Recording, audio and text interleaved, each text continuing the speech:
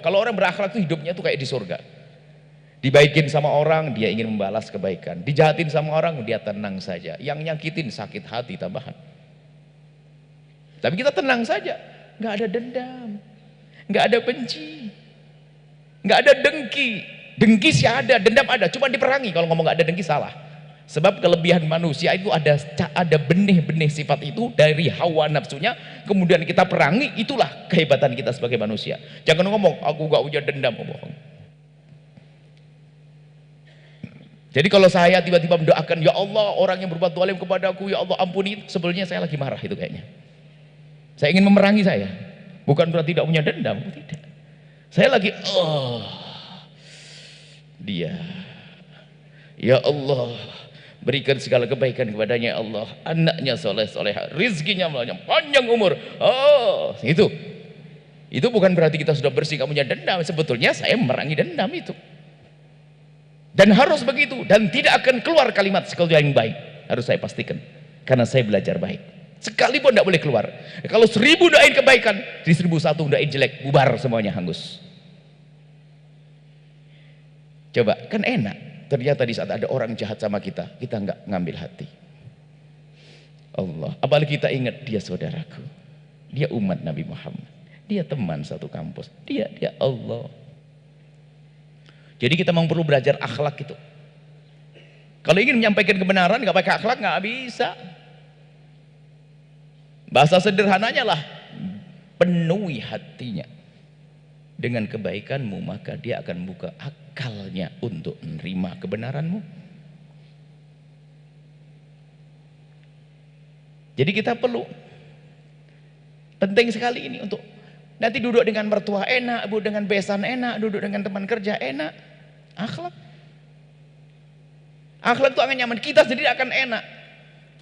Cuman orang jarang belajar akhlak. Belajar akhlak yang baik maksudnya. Tapi kita lebih sering belajar akhlak yang buruk. Kenapa kita senang menggunjing? Karena kita sering duduk dengan sama orang yang menggunjing. Kenapa kita menjadi pendendam? Karena kita duduk dengan orang pendendam. Dia berkata, sudah hancurin saja dia. Kenapa kita banyak hati kita semakin kotor? Karena kita salah duduk dengan orang-orang yang mengotori hati kita. Maksudnya apa? Kita bukan belajar bersihkan hati. Kalau Anda kumpul sama orang yang selalu nasihati agar bersih hati Anda. Di saat Anda mau marah dikatakan jangan marah. Dia umat Nabi Muhammad loh ya.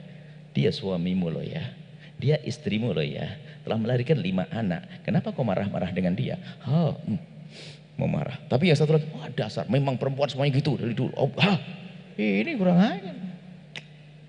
Jadi akhlak itu maksudnya itu. Dan yakinlah akhlak itu harus kita ambil. Kita harus belajar akhlak semuanya. Maka kami sampaikan, siapapun yang hari ini akhlaknya memang bejat, sadari dulu untuk berubah. Tidak susah. Dulu ada orang yang sangat jelek akhlaknya, keras hatinya, namanya Umar bin Khattab sebelum masuk Islam. Sayyidina Umar itu keras banget, sampai digambarkan, bayangkan, membunuh anak perempuan itu adalah sudah kebiasaan di zaman itu karena merasa malu. Sampai ada riwayat anak yang mau dipendam itu nggak ngerti kalau dia mau dipendam, dibawa, sehingga waktu ayahnya mencangkul itu kan jenggotnya kotor. Sang anak itu sempat membersihkan, abah jenggotnya kotor abah. Setelah membersihkan jenggot abahnya, dipegang, dimasukkan ke liang dan ditanam hidup-hidup.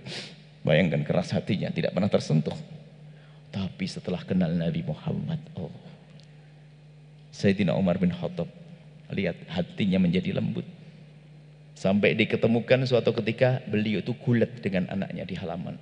Gulat, gulung-gulung begitu.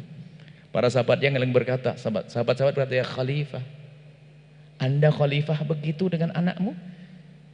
Kok gulung-gulung, kok tidak wibawa banget ini seorang Khalifah, gitu loh maksudnya.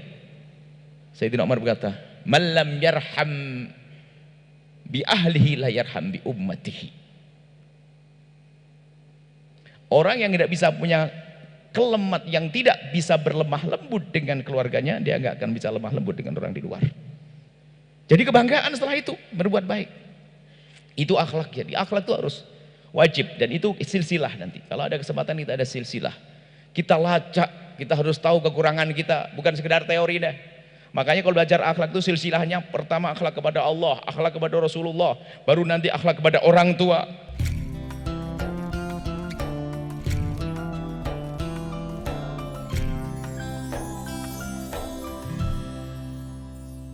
Sahabat Al-Bahjah TV, setelah menyaksikan video ini, jangan lupa bersolawat kepada baginda Nabi Muhammad.